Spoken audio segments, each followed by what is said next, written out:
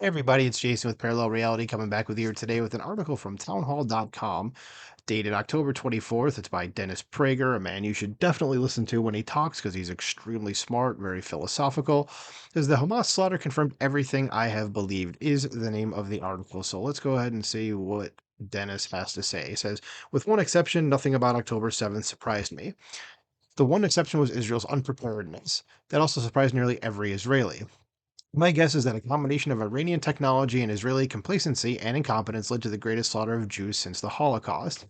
Nothing else surprised me. Not the butchery, not the sadism, not the Jew hatred, not the theology that made the slaughter possible, not the support, even glee in Gaza and among an untold number of Muslims around the world, not the reactions in our universities, and not the support of the left. He said not of liberals, because he does draw a distinction between leftists and liberals. So regular liberals, fine, no problem. Leftists would be more of like what you see in the universities, these people who only think in terms of oppressor and oppressed. So it says the Middle East dispute. So since the 1970s, when I was a graduate student at the Middle East Institute of Columbia School of International Affairs, I knew what the Middle East conflict was about. Muslim rejection of a Jewish state in the middle of the Muslim world. To the best of my recollection, my professors, most of them fluent in Arabic and all experts on the Middle East, had it wrong. Being secular themselves and usually having a sympathetic view of the Arab world, they believed and taught that the issue was about land.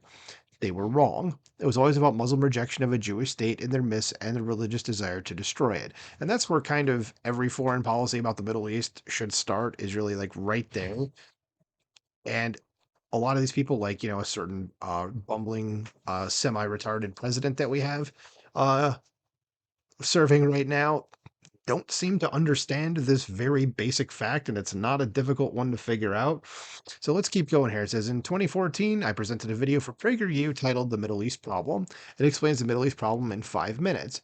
This is how it begins. Quote, when I did my graduate studies at the Middle East Institute at Columbia University, semester after semester, we studied the Middle East conflict as if it was the most complex conflict in the world, excuse me, when, in fact, it's probably the easiest conflict in the world to explain. It may be the hardest to solve, but it is the easiest to explain. In a nutshell, it's this. One side wants the other dead. End quote. It says, 50 years ago, I knew it. Muslims knew it. Israel's Jews know it. And now, unless you are a leftist, you know it. Because leftists are stupid. Anyway, it says, he ended the video with another truism. Quote, finally, think about these two questions. If tomorrow Israel laid down its arms and announced we will fight no more, what would happen? And if the Arab countries around Israel laid down their arms and announced we will fight no more, what would happen? In the first case, there would be an immediate destruction of the state of Israel and the mass murder of its Jewish population. In the second case, there would be peace the next day. And end quote.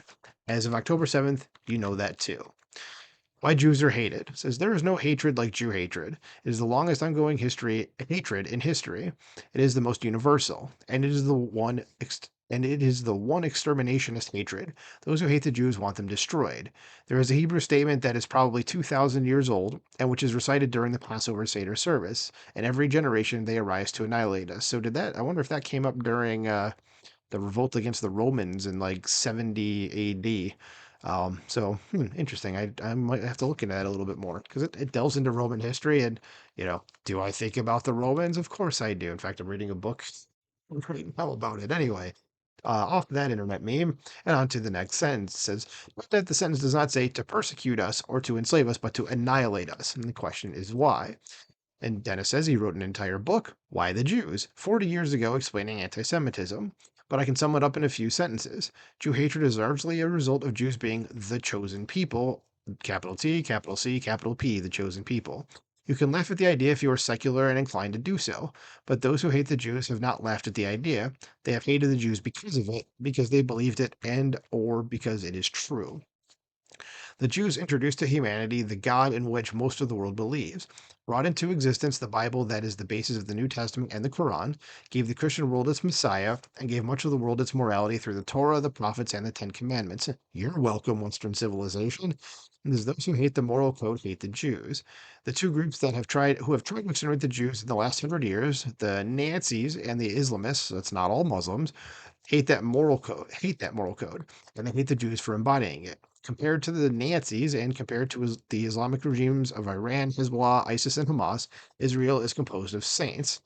So when I read about the horrors inflicted on Hamas by Hamas on young Jews, old Jews, and Jewish babies, I was horrified, but not at all surprised. Yeah, and I mean, God, I can't even think about like all the people there that were Holocaust survivors that made it out only to be slaughtered in this. Like that, just yeah. I mean, I don't even know what to say about that. It's just like you made it out of the worst thing imaginable, only to be ended in the worst way imaginable. Yeah, generations later, after thinking everything, all the people that did that were gone, turns out they're not. Anyway, let's finish this thing up. It says that is what the most evil of any that is what the most evil of any generation do to Jews. And that is why non-Jews who dismiss Iran, Hamas, or Hezbollah as the Jews' problem are fools. Tens of millions of non-Jews were killed because most people dismissed Hitler and the Nazis as the Jews' problem. In fact, aside from increasing loathing of Hamas and their Muslim and left-wing supporters, the only effect the events of October 7th had on me was to reinforce my faith in the chosenness of the Jews. Well, good. Well, there we go. I mean, I just thought it was kind of important to bring up something from someone who is like a modern day philosopher, someone who knows about this stuff infinitely more than I ever will. He's forgotten more about it than I'll ever know. Though I do want to look into, like I said, some of this, but I thought it'd be good to hear his voice in this and kind of say like essentially what his book title was, which was what was it? Why the Jews? Right here. Might have to pick that up and take a look at it. So let me know what you think about this in the comments below. I'm going to take off here, like, share, subscribe, and I will talk to you soon. Bye.